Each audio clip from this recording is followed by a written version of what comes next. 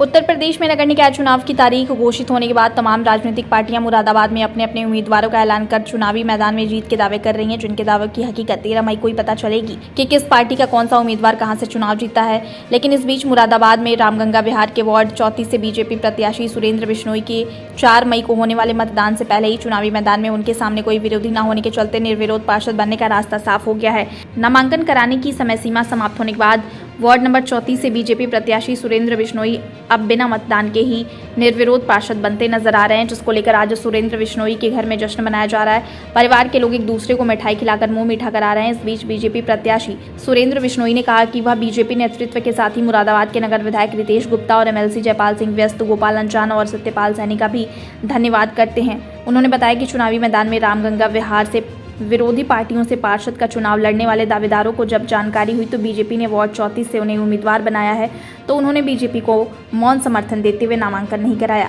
जिसकी वजह से उनकी जीत का रास्ता साफ हो गया। इस दौरान सुरेंद्र बिश्नोई ने सभी का आभार भी व्यक्त किया। आपको बता दें कि मुरादाबाद में निकाय चुनाव के प्रथम चरण में 4 मई को मतदान होना है, जिसका परिणाम 13 मई को मतगणना के बाद जारी होगा। लेकिन मतदान और मतगणना से पहले ही वार्ड 34 से बीजेपी प्रत्याशी सुरेंद्र बिश्नोई का निर्विरोध चुनाव जीतने का रास्ता साफ हो गया है।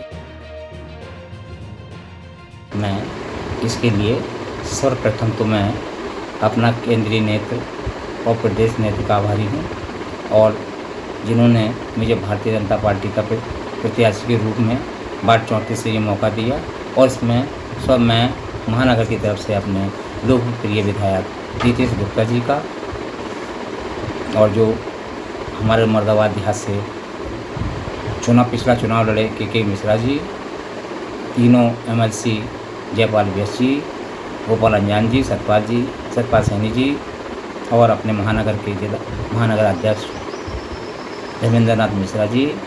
और चारों महामंत्रियों का, और अपने मंडल के अध्यक्ष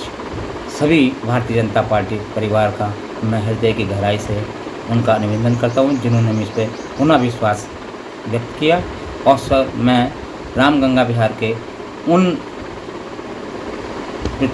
प्रत्याशियों का भी जो काफ़ी लंबे समय से यहाँ चुनाव लड़ने का तैयारी कर रहे थे, परंतु जब भारतीय जनता पार्टी ने मुझे अपना प्रत्याशी घोषित किया, उन्होंने ससम्मान मुझे अपना पूर्ण समर्थन देते हुए रामगंगा विहार से एक ऐसा ऐतिहासिक मौका मुझे दिया कि उन्होंने कभी मुझे मौन समर्थन प्राप्त हुआ, जिसके कारण मैं आज भारतीय जनता पार्टी की मुरादाबाद में प्रथम विजय प्राप्त कराने में मेरा योगदान रहा।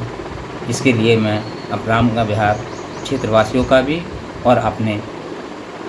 बीजेपी परिवार का भी हृदय के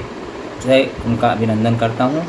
और जो अनुषंगिक संगठन हैं, जो उनके अधिकारीगण, उनका भी मुझे सबका आशीर्वाद प्राप्त हुआ है, और रामगंगा विहार का मैं अब आम जनता का मैं ऋणी हमेशा रहूँ। क्षेत्रवासियों का क्या कहना है? क्षेत्रवासियों की जो मुझसे अपेक्षा हैं, मैं पूरा प्रयास करूँगा उनको काम करने।